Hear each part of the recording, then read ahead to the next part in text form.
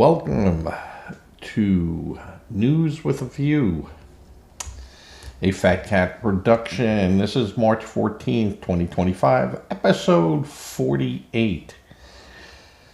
Now, been away for 5 days. Yeah, maybe longer. Just want to do a shout out to some people we met. I was out of town for 5 days, went to Disney.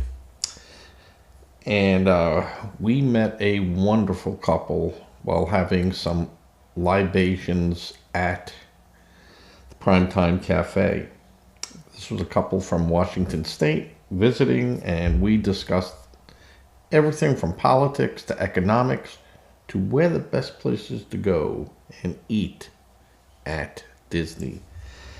And of course, we had our political views, and we laughed and we chuckled and we joked about them, and we just had a great time. And I want to say thank you to them.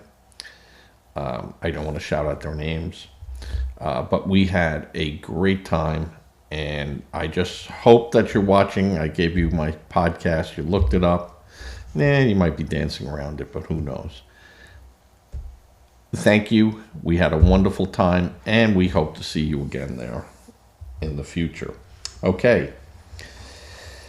Today is an interesting, this will probably run the full hour, if not more. I'm trying to keep them down, folks, but it's hard. Like I said, this is episode 48, and we're going to talk about the Taiwan semi-conductor deal. That, and I don't, I call it a deal because Trump created the atmosphere for this investment. Okay, second one, AOC, our favorite New York congresswoman from a district that is warehouses. And, I'd like to see her investigated for solid reasons. Third thing, judge rules Trump can't fire FLRA, which is the FLRB, but top person. The fourth thing, a Republican on the floor, Congress, called another Congress person, Mr. And that other congressperson is a transgender. So there was some controversy involved with that. The fifth one, again from New York, Senator Schumer, I guess, ran out of things to call Republicans, so he now labeled us bastards. Okay. The sixth thing. Well, that's it. The sixth item I would like to discuss is Bernie Sanders is frightened. So we have to try to reassure Bernie Sanders that he shouldn't be frightened. And the seventh item, I really didn't want to do this one, but it's up there in the news and people are looking at it, and that is the high school track and field participant who has now been charged with assault and battery after a baton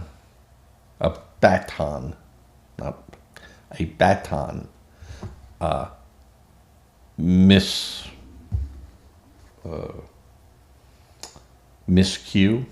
I don't know how to say anything else about it. I wasn't there. I did watch all the videos, so I do have a comment. All right, let's get started. This is from CNN.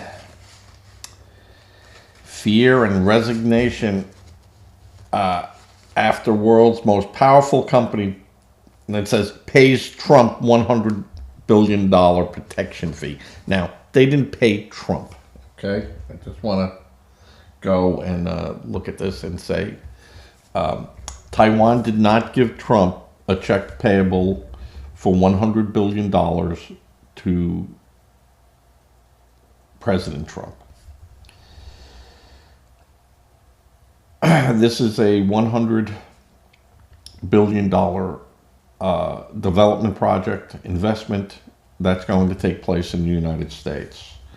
And the island, and I love how CNN goes, the island's democracy's former president, Mao Ying-jeou, wasted no time accusing the Democratic Progressive Party of selling TSMC, that's the Taiwanese semi company, to Trump as a protection fee. Nothing was sold to Trump. This was an investment that the semiconductor is going to build them here in the United States now. Tammy Chow, a retiree, expressed deep concern to CNN about Taiwan's security after the TSMC's announcement, liking Trump's approach to his handling of Ukraine. She described him as a dealer who might eventually treat Taiwan as a bargaining chip. Yeah. Guess what? You are a bargaining chip. We're spending tens of billions of dollars in protecting you. Yeah, comes at a price.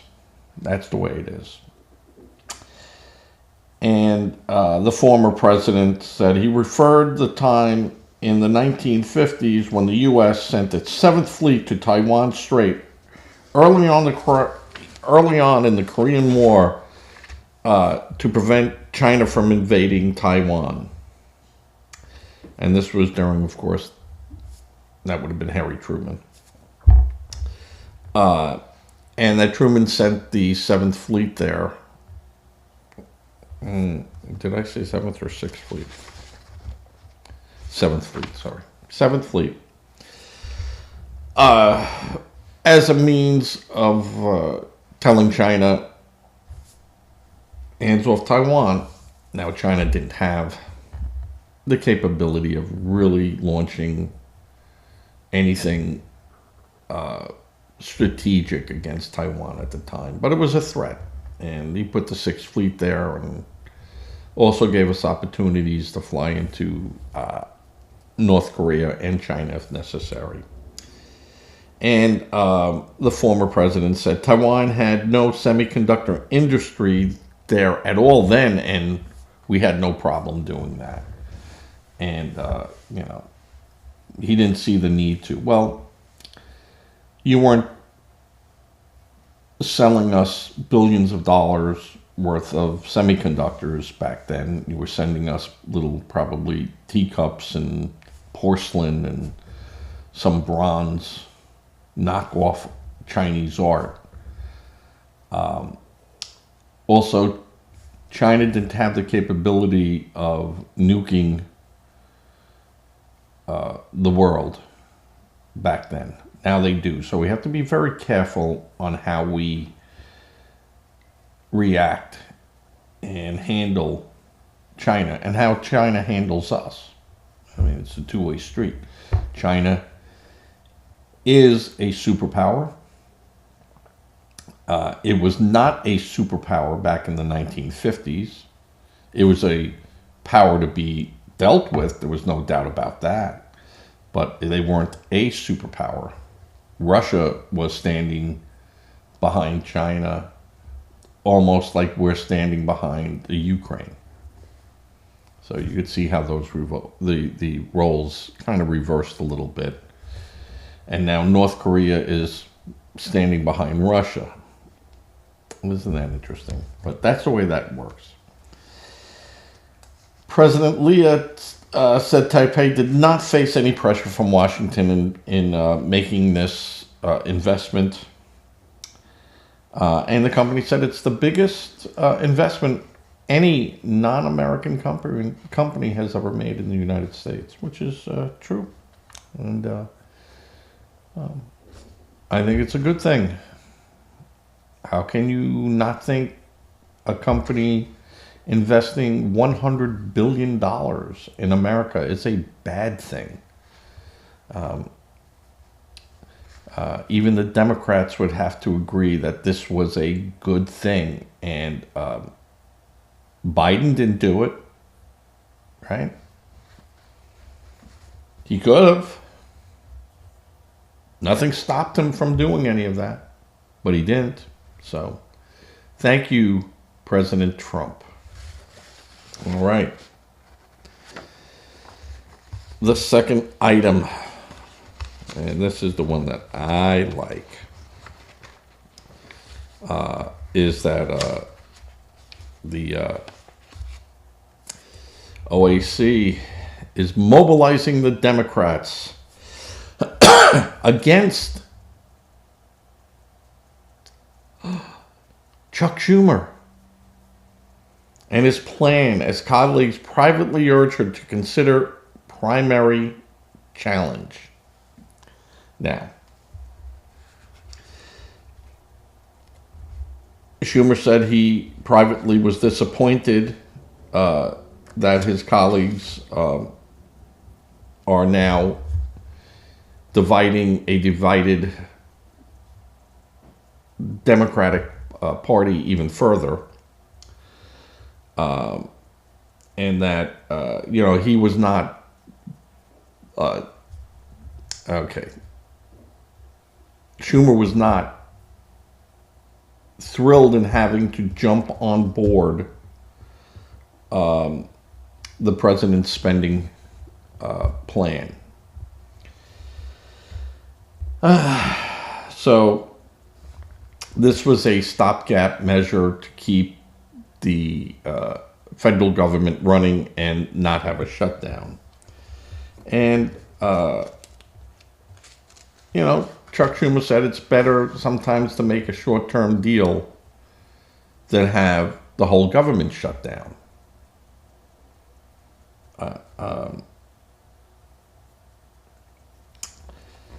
The Republicans are going to carry the day, and Schumer knew this.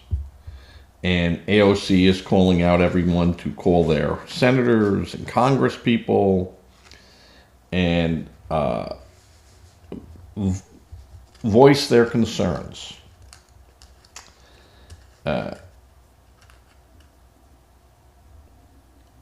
Democrats find themselves in this mess because, one, they don't have any leadership. There is no leadership in the Democratic Party right now. Obama, you don't even hear about Obama anymore as being an influence. Gone. Schumer is really a person non grata. He's stuck there till he's not stuck there.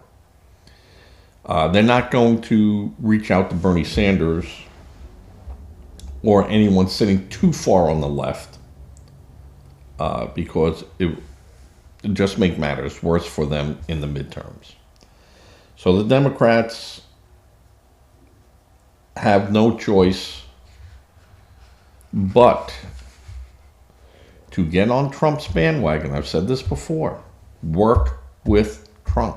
Work from the inside, fellas. Not from the outside. You work on the outside, you're going to stay on the outside. You work from the inside, you might get invited to break some bread and sit there and have an honest to goodness talk instead of the panic and the constant bickering. And even though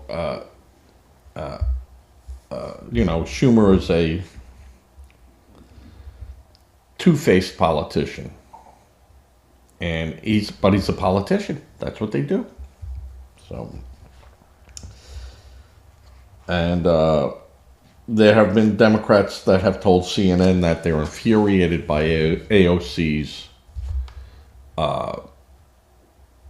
really getting off the page a bit and, starting problems for them that they really don't need right now.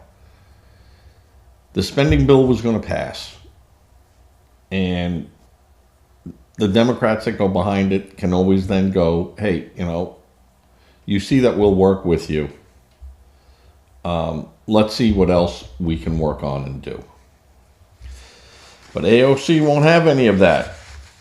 And some Democrats have told CNN that their phone lines have been so inundated with calls from the base and that they've received more than 4,000 phone calls in a single day. Now, if they're getting 4,000 phone calls from their constituents, those are robocalls. Those are, these people have a little call center somewhere and they just keep going. Boom, boom, boom, boom, boom, boom, boom, boom, boom. And we don't like what's going on. Bye, click, boom, boom, boom, boom. And they just keep calling. It's a robo center. And AOC said she thinks this is a deep betrayal of the Democrats, on the Democrats, from within the Democrats. So, AOC, your time is coming. Believe me, your time is coming. And I'm going to say it's not going to be pretty for you. Honestly, I don't think it's going to be pretty for you. All right. The second thing on my agenda list, and I'm trying to see what I did with my agenda list here. I keep doing that, and I'm now down over to there, so I don't know what I did with my agenda list. But we'll find it. And the other item that I'm going to discuss is a judge has said that President Trump could not fire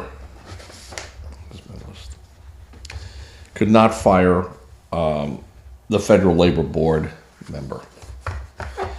And a federal judge on Wednesday stated that President Trump lacked the power to remove a Democratic member from the Federal Labor Relations Authority and ordered that Susan Tusi Grunman be reinstated. Now,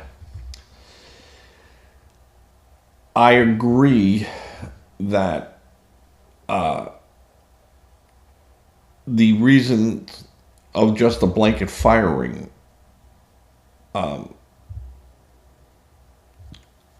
President Trump or any president could not do, but there are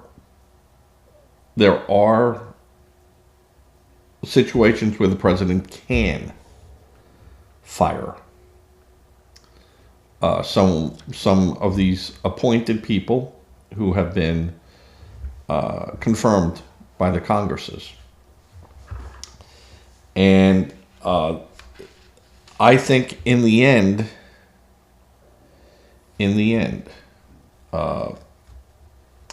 Trump will prevail on this because he can just cite ineffectiveness,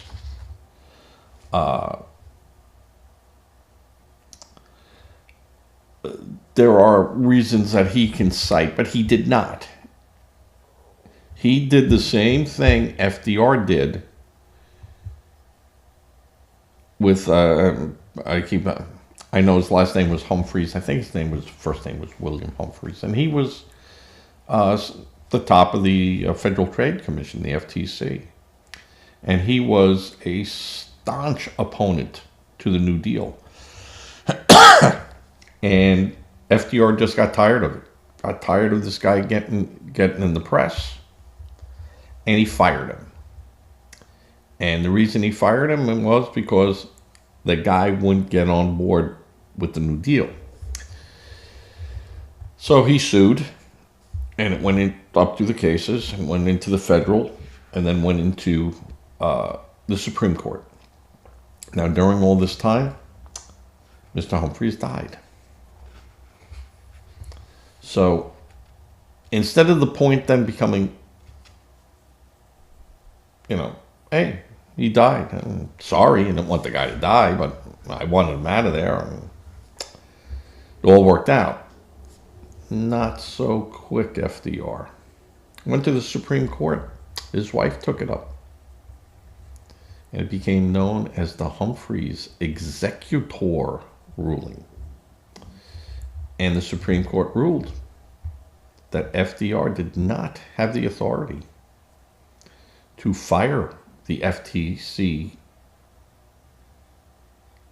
presidential appointed and confirmed board member just because he did not agree with the sitting president.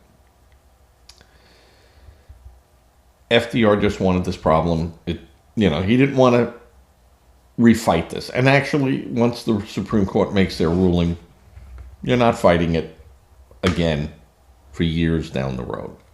You're just not going there. They spoke, and that is that. So FDR paid out the widow what his salary would have been for his remaining years, and that was it. It was over. And as far as FDR was concerned, hey, he's gone one way or the other, and this is no longer a problem, but it became a problem because other presidents would get stuck with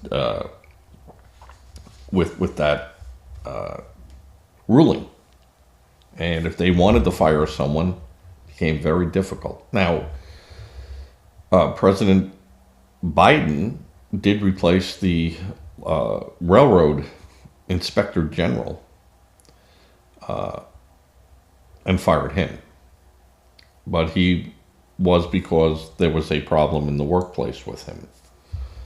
He had created a hostile working environment, according to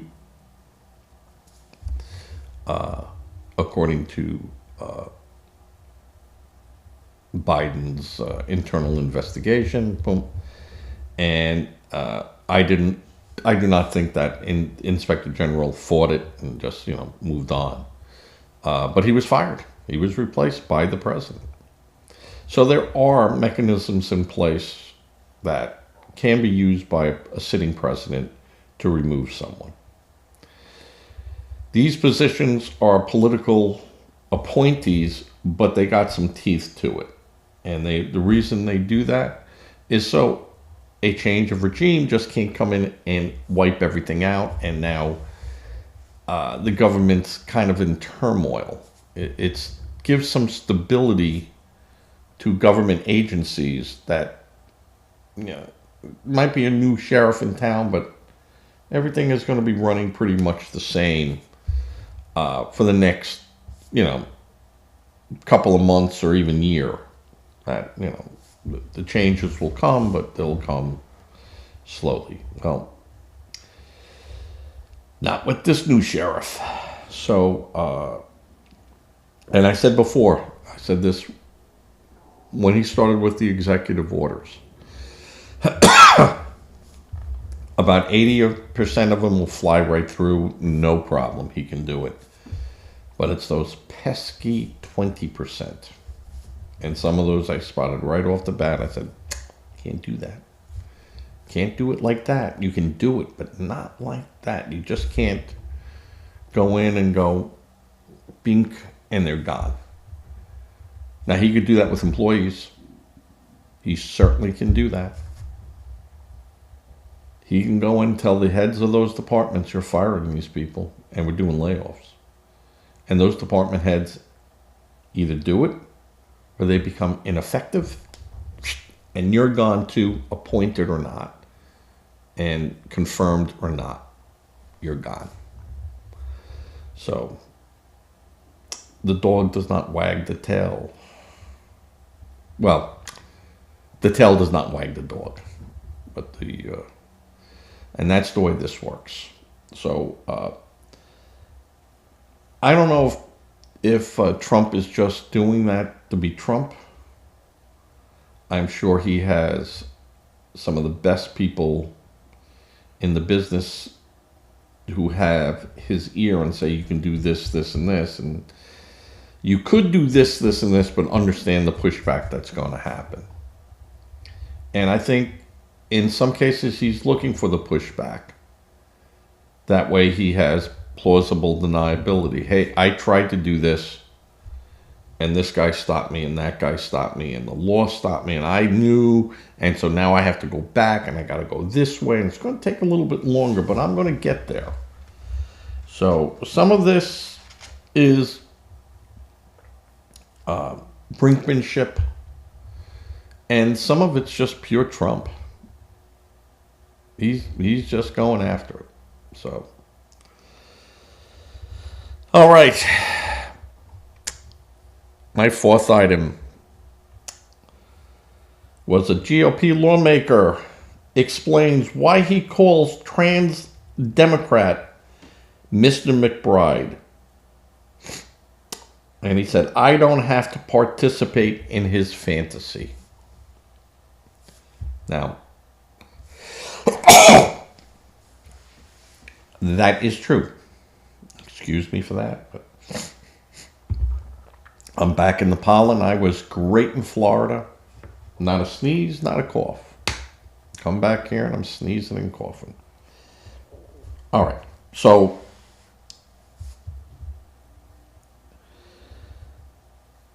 Representative Keith Self, a Republican from Texas, had said on the floor, called out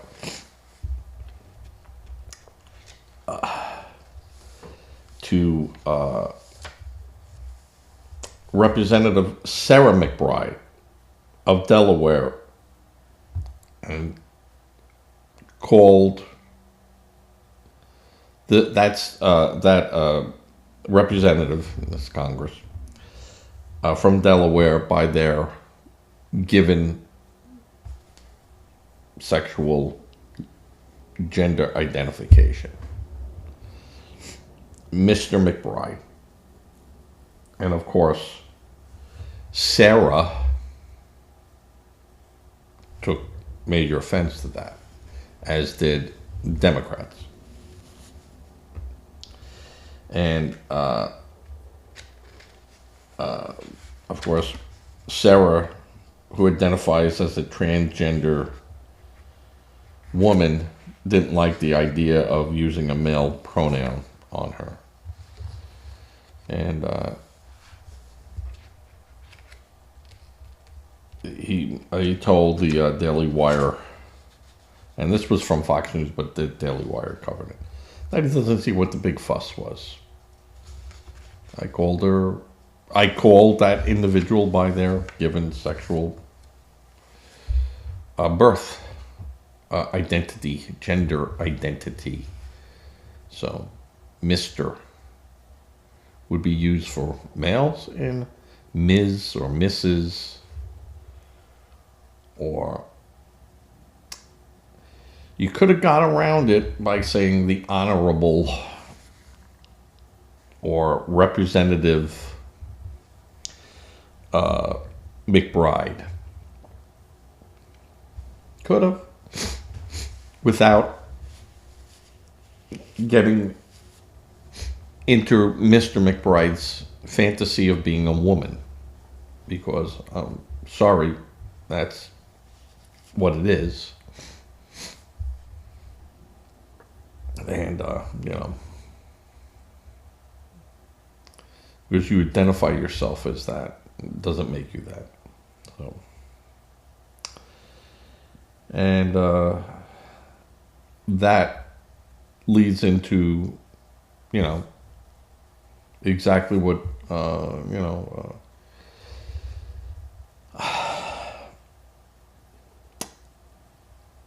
Representative Self was just obeying the presidential order, executive order, saying there's only two sexes. The federal government will only recognize two sexes.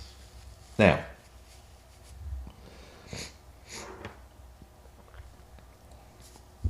You could argue that, well, being recognized as a female is recognizing just one sex. I think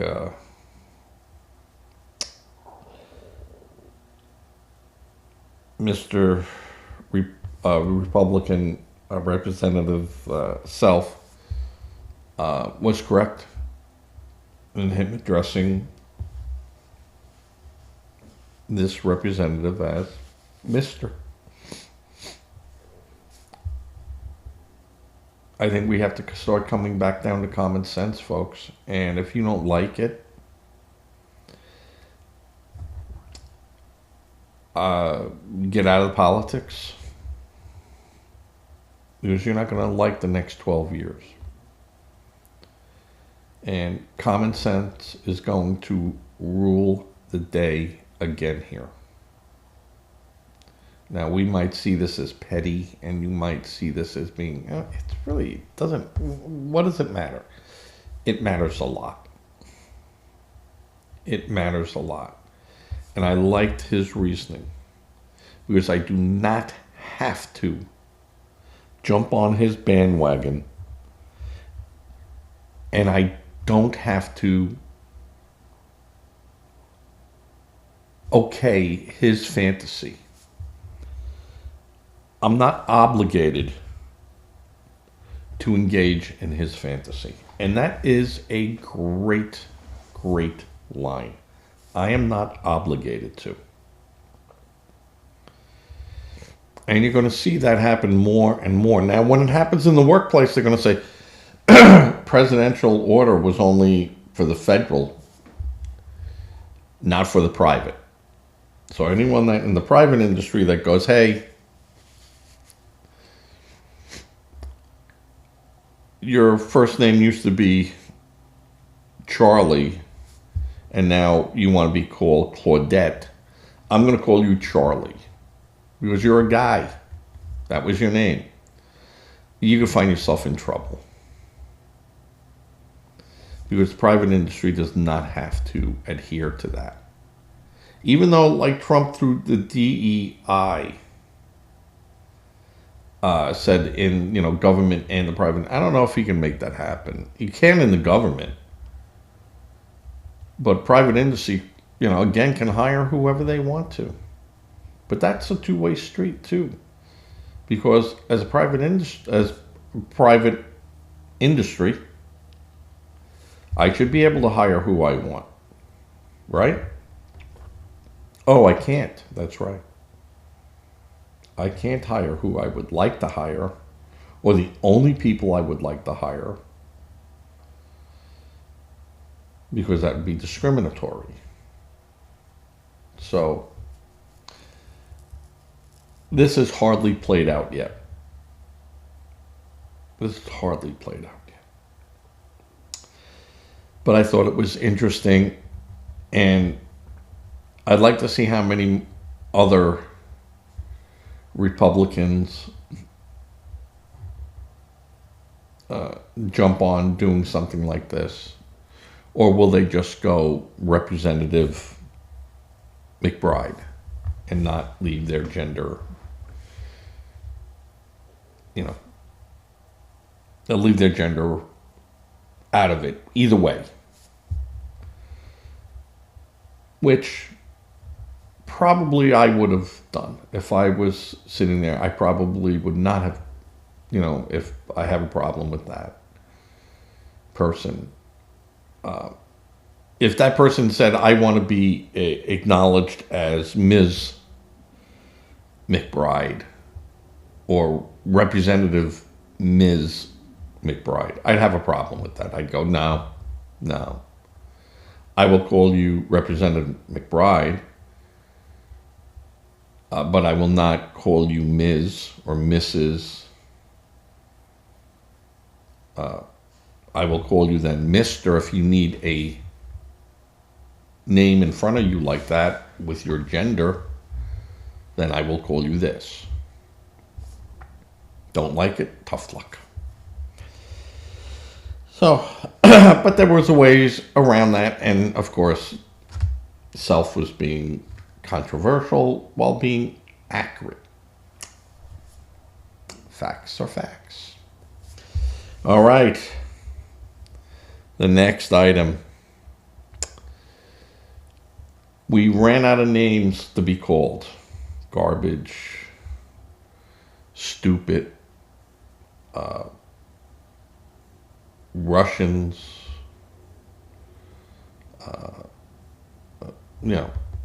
everything. We've been called everything by the Democrats. So now Schumer, during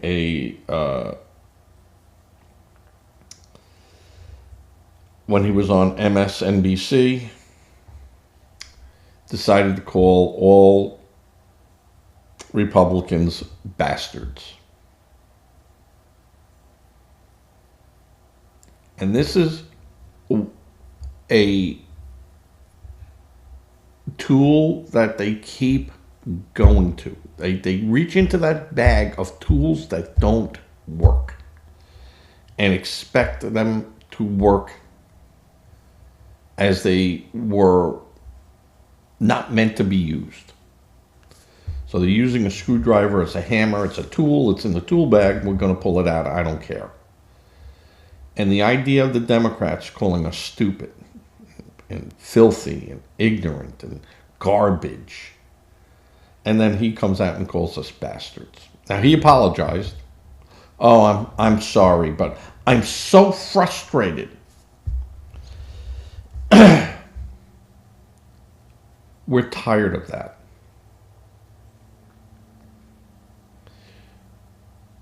You guys lost, and you are not going to win again by doing that. And you just play right into the Republican playbook of saying they can't think of any other thing that they can use. So they start cursing, or they start yelling, or they tell their people, make phone calls. Now, I'm all for making those phone calls, but not to the people sitting there. You make phone calls to, like, MSNBC. I wouldn't make phone calls to them. I mean, I'd like to and just say, hey, but they didn't control Schumer. Schumer blurted that out. So it's not really MSNBC's fault. But I would make them feel the pain.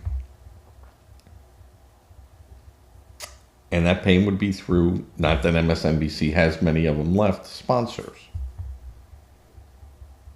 I'd call the sponsors. I can't buy your product. They knew what Schumer was. They know what Schumer is. He's called for violence. He's lied, and yet they give him a whole interview. There were other people that, why don't you get Tim Walz up there and interview him? Why you got Schumer, who we know is is off the rails?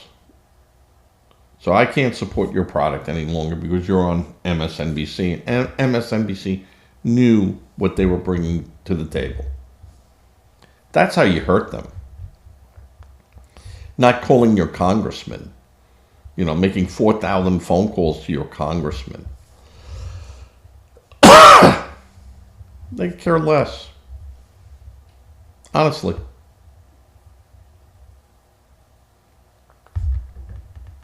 They know that they're going to be in a fight for their life, and that someone like AOC, who likes to start a fire and then walk away, who doesn't have much support amongst her own people other than, oh my God, she's starting again. I mean, how many times did Pelosi have to go to her and go, knock it off? You don't run the party. I run the party. How many times did she have to do that Well, now you don't have a Pelosi there. That's gone. And I think you're going to see the Democrats take some of these people and go, let them take the rope. There's the rope. If we leave it there in front of them, they'll put that rope around their own neck. We won't have to do it. Just sit back and let it play out. And again, that's what I keep telling Democrats that they have to do. You got to just let this play out. You're in a bad situation, and it's just going to be worse. And you're not going to win it. You're going to get clobbered. And if you lose the midterms, which I predict you will lose the midterms, you're going to have 10 years of trying to figure it out, and you will not figure it out. You might have a new breed of Democrats push out the old, and they might turn around and be able to rebrand themselves. But the people you have now, and even some of the people we have now, I mean, Lindsey Graham of South Carolina, gotta go. Gotta go. Tim Scott, you're going to have to start putting some things together. But Lindsey Graham has flip-flopped and squirmed and wiggled so many times. We don't want him. Now, do we have anyone? Is there anyone that we feel in South Carolina that could replace Lindsey Graham that we would trust? Maybe McMaster, governor. And I had liked the former governor, but she has voiced too much anti-Trump to be considered. And I really don't know too many other people that would have the political clout. Now, the thing with, replacing our current senator, this guy's another one that knows where all the skeletons are. Lindsey Graham has not lived this long in the bubble that he lives in, where people haven't been able to pop that bubble. And that's because he knows where the dirt is. So,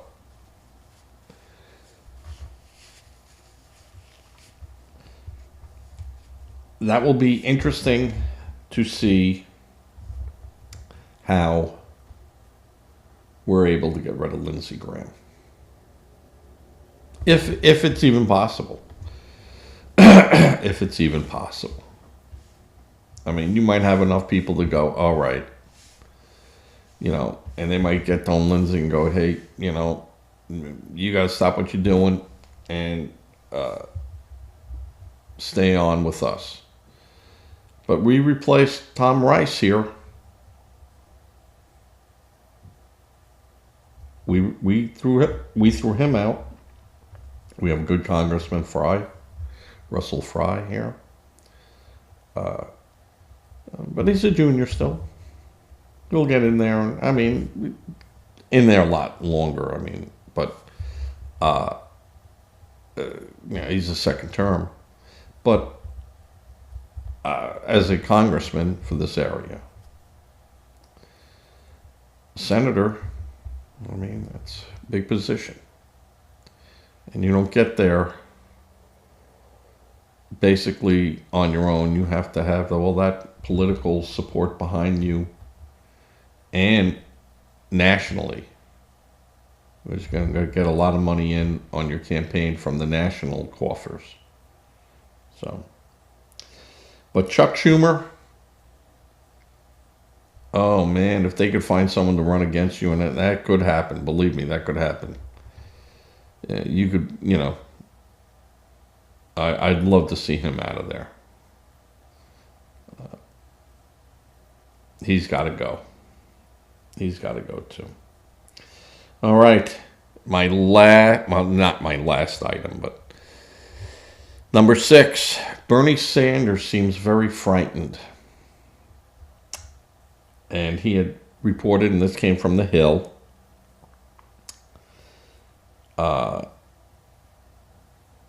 These are the scariest times in my life. Really? Cuban Missile Crisis wasn't scary for you, was it? Because, you were back then. Kennedy's assassination, you weren't scared then. Watergate, Nixon, you weren't scared then. Martin Luther King, Bobby Kennedy, you weren't scared then. But you're scared now because of what?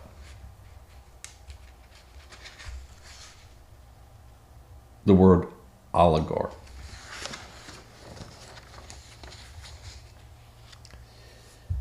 He's afraid, and all the Democrats are throwing this around. And I said this before in way episode 4 or something.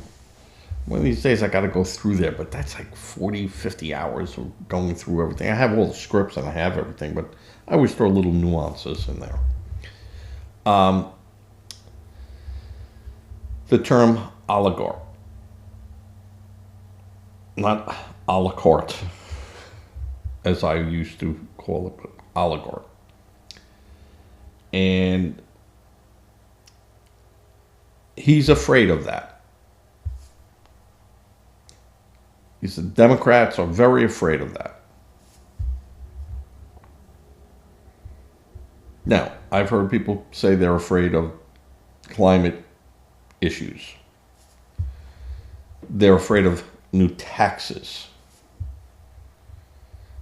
They're afraid of government interference. I have never heard any Democrat say they're afraid of oligarchs. But that's a dog whistle to rile up not the middle of the road Democrats who voted for Trump. That is the dog whistle for the uber liberals and the progressives.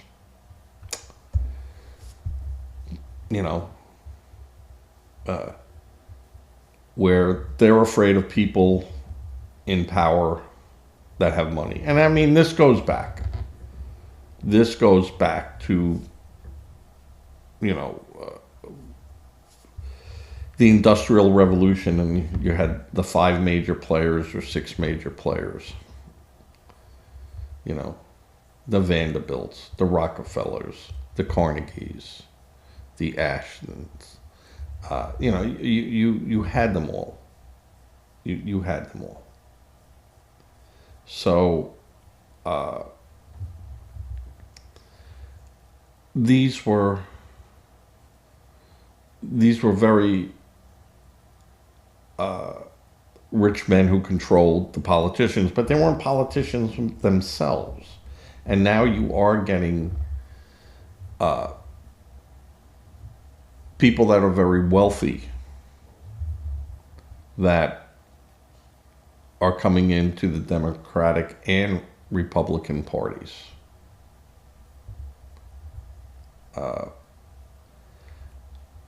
I don't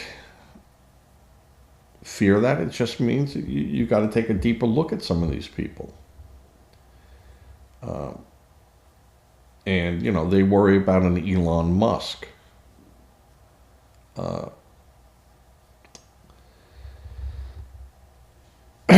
And everyone should be looked at who steps into the political arena. My feeling with Elon Musk's, again, is his authority and power, which he doesn't have any power. They keep using that as a pretext. His power. What power does he have? He has no power. You know where his power lays? He's got the ear of the president. You know how many politicians had the ear of the president that were rich? Let's look at Soros and his son. You don't think that he had the ear of the president? How about Black Lives Matter? Acorn. You don't think they didn't have the ear of the president? How the hell did Stacey Abrams get $2 billion to buy appliances that no one ever got?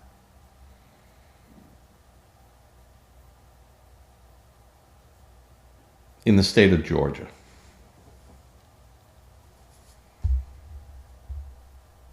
Really.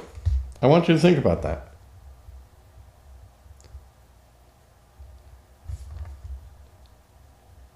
I like Bernie Sanders in the sense of he says what he means. In this case, he knows damn well that that's not the problem. He's getting the script on board. Even though he's an independent. And of course the media, he's drawing more people than he did when he was running for president. It's a lie. It's a lie. Like Harris was going to take Iowa by, 30 points. According to the media. The blue wall. My God, Harris is going to take Florida and Texas. And that blue wave and wall will go right to the White House. Yeah, how'd that work out? Where's she today? Right? Right? Stop the nonsense, Democrats. Stop. The sky is falling. The sky is not falling. The floor might have gotten pulled out from underneath you, and now you're being called on the carpet for 4 years of putting us into bankruptcy. And that you will have to deal with. And we're not even starting yet.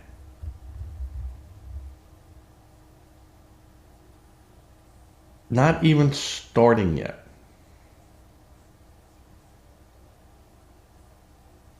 And the Democrats are running. They're burning files. They're running through there and destroying everything.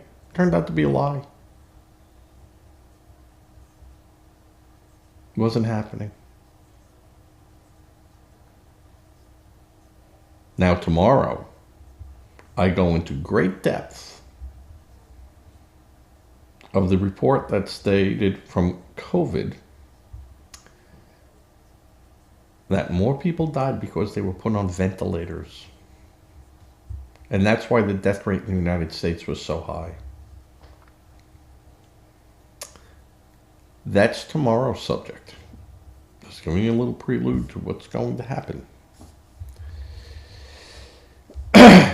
And, of course, my books that will be coming to show. And I'm changing this desk around. It's just way too busy. The real Anthony Fauci. Please read the book. Please read the book. It's a good book. It's a good read. It's disturbing. It's written by Robert Kennedy Jr., so it's written by a lawyer about his going in and finding and having what it took to get information that the American public paid for but was not entitled to see. And who was behind a lot of that? The real Dr. Anthony Fauci.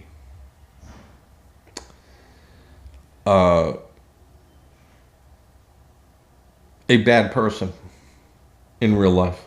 A bad person. So, and that's tomorrow. So,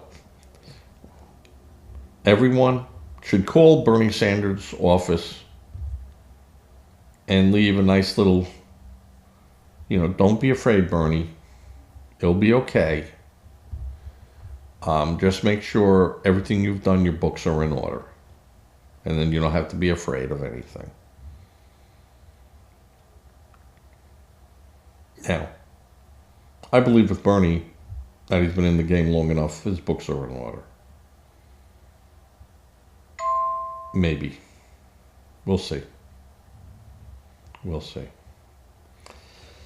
All right. My last thing of the day is the high school track and field participator who allegedly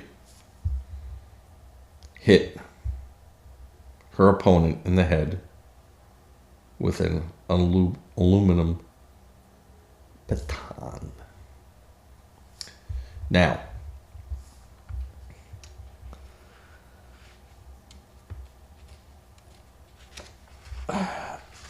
I have watched this tape over and over again.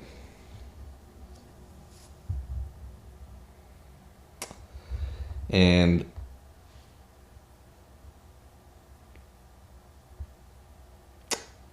Miss Everett, her explanation of what happened doesn't really coincide with the video that I have looked at. Now, what I did look at was that Ms. Tucker kept infringing into Miss Everett's lane, and there was some bumping. Now, if you've ever ran track, it's tight, and mostly, you're using your arms. That is your balance mechanism as you're running. As this leg is up that way, you got to counter that balance and bring this arm down and this arm up, and you get into the rhythm. You see it. It's like a locomotive.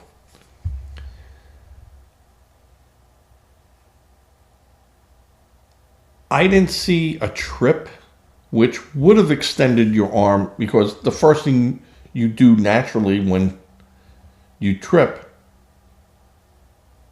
is both arms go out, in a sense, to try to rebalance yourself. But if you're going to fall, you want to get out there and protect your head. And you didn't see that. You just saw the one arm go out there. Now, that could have happened. You could be running and trip and your arm go out. And as you're coming back down, you strike the person. But that's usually in an instant. And this arm was out already. And I think it was the type of thing, if you come into my lane again, to try to slow me down, I'm going to give you a whack. Now, did she mean to hit her in the head? Did she mean to hurt her? I don't know. I don't think so. But I think that she got tired of being bumped by this girl. And that's a technique that used in running. They do that. Normally you disqualify. It's like horses. It's like when the horse run, if they bump another horse, that's it. You're out. You're disqualified. But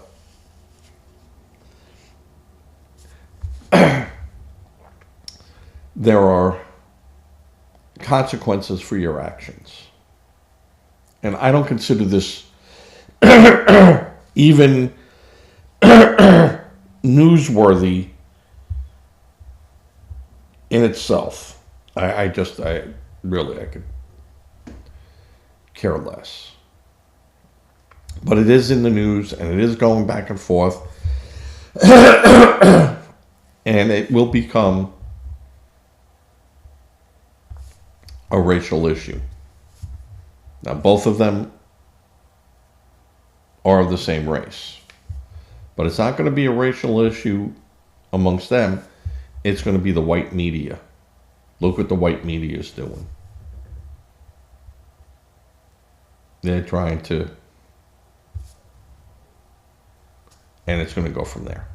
I didn't say what they're going to try to do, but they're trying, and they're going to stop short of, saying what they're trying to do. And this got legs because someone posted it, and then it went viral, and it went forward. The news would not have even covered this because it's really not a newsworthy event. And this is, again, where social media can control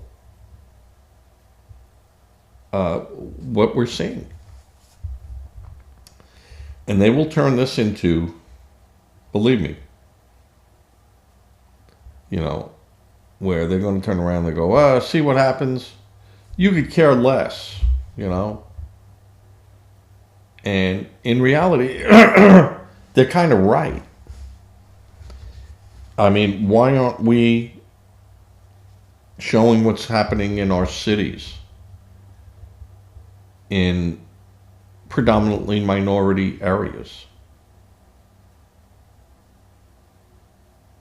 I mean, why aren't we showing that? Why aren't we showing that every day? Because it would make a particular race and a particular state and a particular neighborhood look bad. And it would paint a correct portrait of what's going on, but you might get the wrong conclusion from the painting or the photo or the picture.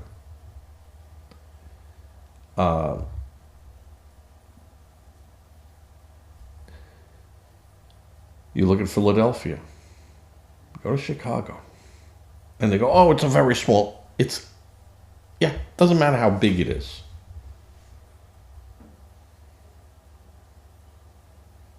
And I hate when they go that, well, that's a very small minority that are doing, you know what? That's how cancer starts. Cancer starts out very small. And if you don't catch it and you don't remove it or treat it or acknowledge it or contain it, it just gets bigger and bigger and bigger until it kills you.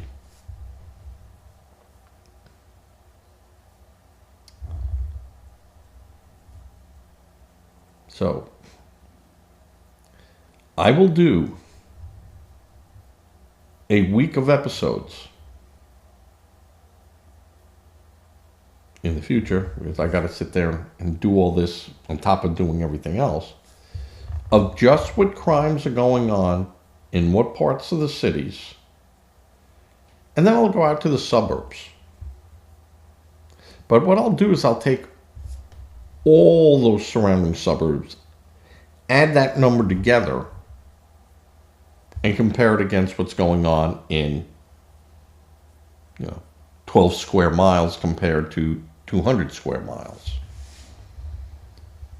But if you take the same populace of people, that's how you really have to do it. You can't do it by land size. You can't do it by income.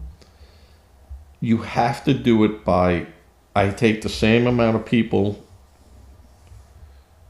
in that area. If there's 1 million people inside this little square, I have to go out over here and find 1 million people in the outer square, outer circle. And now I got 1 million of those people compared to 1 million of these people. And now, how many cars are stolen? How many houses are broken into? How many people are attacked? How many, sex crimes, murders? And then be able to come out and go, hey, that crime in the city is no different than that crime out there per populace in the area. The only problem is that over the last 3 or 4 years, how crimes are being reported into what breakup, you can't trust the numbers. But I will go, and I will go back maybe 10 years back to try to get a handle on that. And then use insurance claims for like break-ins in cars and things like that, where they don't get reported to the police, but they get reported to an insurance company, and see what numbers they're generating and compare it against what's reported by the police, and then come up with a number to go, gee, the police said they got, 8,000 car break-ins that they reported. Yet I had up all the insurance companies in that area, and they got 40,000 claims.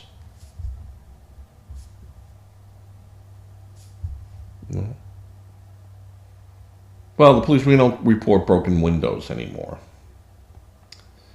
We don't claim, shoplifting.